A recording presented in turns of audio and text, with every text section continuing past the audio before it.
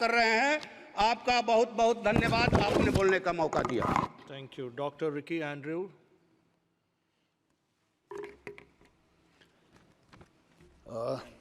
Thank you so much, Mr. Chairman, for allowing me to take part in this motion of thanks on the President's address.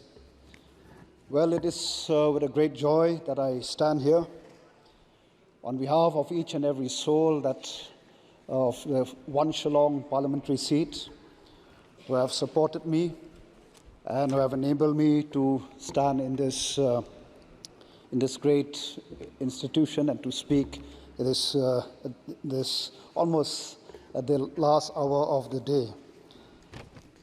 Mr. Chairman, I just want to remind myself, to remind the members of this 18th Lok Sabha and also the rest of and the people of this country that nothing is impossible with God. Why I say this is because of the fact that I belong to a party which we started just less than 3 years ago. And it is a party which fought the election without money, a party that fought against corruption, a party that stands for clean politics, good governance, honesty, and for the protection of the rights of the indigenous people, and also to uphold the constitution of this great nation, to ensure secularism, pluralism, federalism, that these, the tenets of our great nation prevail. So, King Solomon the Great said these words, that a nation without a vision will perish. Well, I was very delighted to hear the words futuristic, the words vision in the address by the Honorable President. While I was patiently waiting for, what is the future, what is there in the vision of the President's address, as a first-time MP, I was listening patiently to hear where the government will take the nation, how the government will take it. But unfortunately, I did not get much except for the achievement that the government in the past has accomplished. Well, I wish that the government will be more explicit in its endeavor.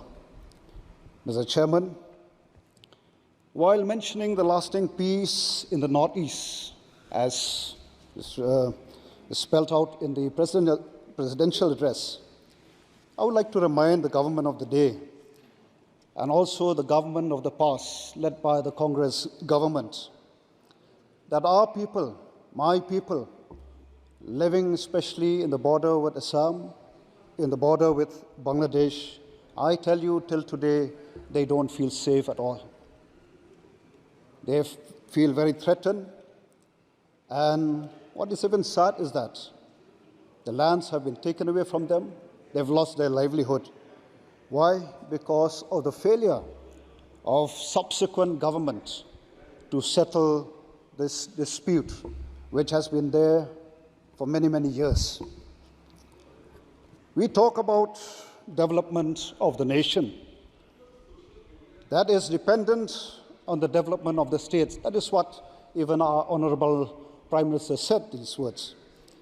Now, how can we talk of development when people till today, till this very moment, are yearning for peace? I therefore urge the government to kindly take up this matter seriously. And I wish and I hope that the Prime Minister himself will take the lead in putting an end to this long pending issue in the interests of our great nation in general and in the interests of my people, especially those living in the border areas. Mr. Chairman, there's a saying that small is beautiful. Well, I am proud to stand here to represent one of the most beautiful people living in the far in the eastern part of this great nation called the Khasis. And also coming from one of the most beautiful places on earth. Mr. Chairman, I urge and I call upon the government and also the members of this august House to play a role in enriching and promoting the culture of my people, especially when we talk of culture, language is one of the important elements. For many years, we've been demanding for the inclusion of the Khasi language in the 8th schedule. I hope, with the support of members, that one day, just like while I was sitting here, from day one, hearing our friends speaking their own language, how I wish that one day, very soon, that you will also get to hear the language that I speak, the Khasi language. And I hope that the government, members in the opposition, would support the inclusion of the Khasi language in the 8th schedule. Okay, sir. Kindly conclude, sir. Well, the government talks about development. Let me remind this House that Shillong, or rather Meghalaya, is one of the famous tourist destinations. And while talking to friends outside in the corridor, when they ask me where do I come from, I say, I come from Shillong. Oh, Shillong is a very beautiful place. I hope members who have never visited Shillong, or Meghalaya for that matter, would one day make it a point to visit Meghalaya. But the sad part is that Meghalaya is now almost 52 years old. Unfortunately, till today, well, we have an airport, but an airport which is not where big planes cannot land. Even though the fact remains that Shillong, or rather Meghalaya, tourism has so much potential. Thank you, sir. Please continue. Let me finish, sir. This is my maiden speech. I'll just take a few more points. I just hope that the government, the concerned ministry, would help the state to ensure that this airport is an airport where large plane can land. And finally, sir, we've been talking a lot about the leakage, the exams. I would like to draw the attention of the members of this august House that there's another important issue which I feel as members we should take and look at it seriously.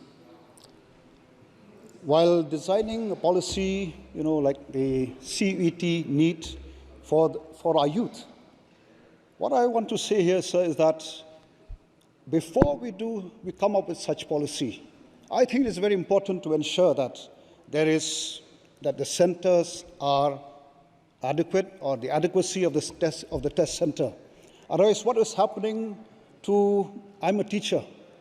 It pains me when I come across students who have to put a stop to the career for the simple fact that they have to travel to far-off places. Thank you, sir. Why? Because there is Mr. no Manikam Tagore. test center in their place. Mr. Well, I Manikam hope Tagore. that the government, while coming up with such policy, do keep this also in mind, to set up centers at every block, which would be a great asset to the state and also the nation as a whole. Thank you, Doctor. Last but not the least, let me just end up with this quote, sir, that I call upon the members of this august House.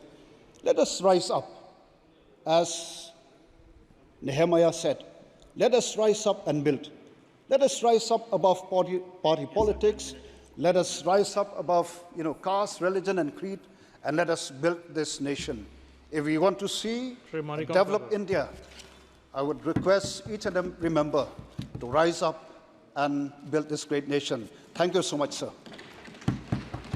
தலைவர் அவர்களே, வணக்கம். நள்ளிரவு 12